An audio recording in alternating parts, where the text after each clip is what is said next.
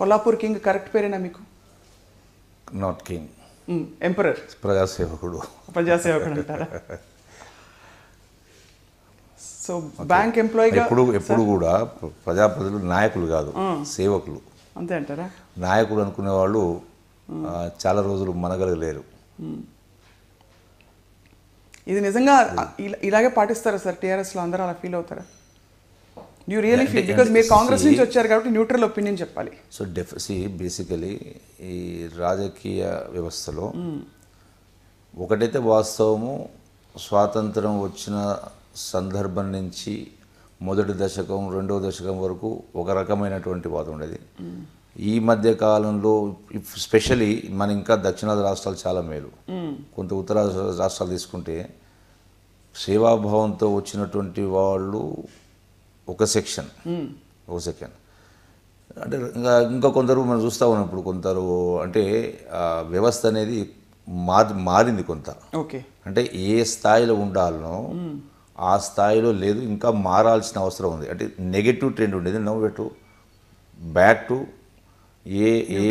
ఏ లక్ష్యంతో ఆనాటి మహనీయులు దేశాన్ని స్వాధించి గ్రామాలు మొత్తం కూడా స్వయం సమృద్ధి సాధించాలి అనేటువంటి ఒక లక్ష్యంతో సాధించడం జరిగిందో, బట్ ఆ ఆశయాలు ఈనాటికి కూడా ఇంకా నెరవేరలే. గ్రామీణ వ్యవస్థ పూర్తిగా ప్రక్షాళన కావాల్సిన అవసరం ఉంది.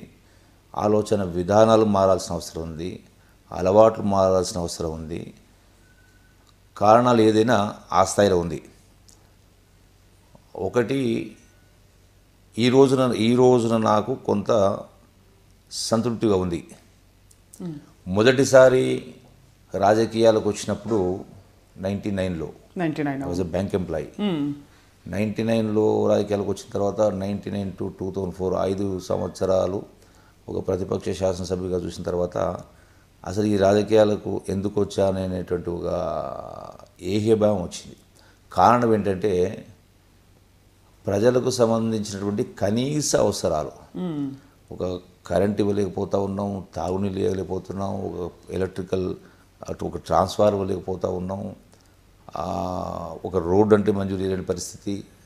అంటే ప్రతిదానికి పైరవీలు చేస్తే తప్ప, అడుకుంటే తప్ప, ఉద్యమాలు చేసినా కూడా జరగలే.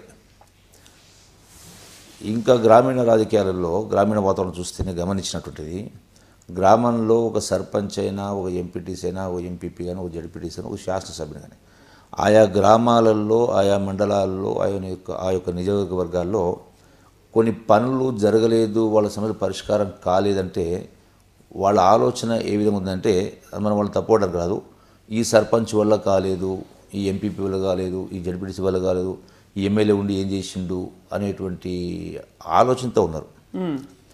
బేసిక్గా కారణం గ్రామ స్థాయిలో, మండల స్థాయిలో, నియోజకవర్గ స్థాయిలో ఉన్నటువంటి ప్రజాప్రతినిధులు ఈ సమస్యలు పరిష్కారం కాకపోవడం కారణం వాళ్ళు కాదు. ఎందుకంటే రాష్ట్రం తర్వాత దేశం అంటే పార్లమెంటు, శాసనసభలు, వీళ్ళ యొక్క చట్టాలు అట్లాగే ప్రాధాన్యతలు మారిన కారణంగా, ప్రజల అవసరాలను అర్థం చేసుకొని రాష్ట్ర ఆదాయాన్ని ఆ దిశగా ఖర్చు పెట్టని కారణంగా ఆ సమస్యలు పరిష్కారం కాలే. నాకు మొదటి టర్మ్ తర్వాత ఎందుకు అనుకున్నాం. అట్లాగే నేను అనుకున్నాను ఆ రోజున, సరే అధికార పార్టీలో ఉంటే, ప్రతిపక్ష పార్టీ ఉంటే కాలేదు కింద, అధికార పార్టీ అయినా ప్రతిపక్ష పార్టీ అయినా అంతకే జరిగింది. 2004 నుంచి 2014 దాకా ప్రజలకు కావాల్సింది తాగునీరు, సాగునీరు, విద్యుత్ కావచ్చు, విద్య, వైద్యం ప్రధాన అంశాలు. ఈ రోజున ఎందుకు నాకు సాటిస్ఫాక్షన్ అంటే 2014 తర్వాత ఏంటంటే,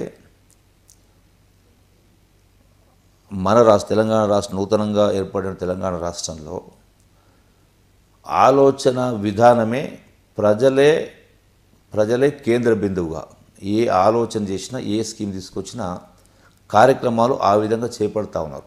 అందుకనే ఇలా కరెంటు కోతలు లేకుండా ఏర్పడ్డదంటే, గతంలో కూడా ప్రభుత్వాలు ఉండినాయి, ఈ రోజు కూడా ప్రభుత్వాలు. భేదం ఏంటి అంటే, ఒక యూనిట్ కొత్తగా కరెంటు ఉత్పత్తి చేయకుండా కూడా ఇవ్వగలుగుతున్నాం అంటే, ఆ ప్రాధాన్యాంశంగా చేపట్టారు కాబట్టి నిధులు కేటాయించి విద్యుత్ కొనుగోలు చేసి 24 గంటలు కరెంట్ ఇవ్వగలుగుతాం.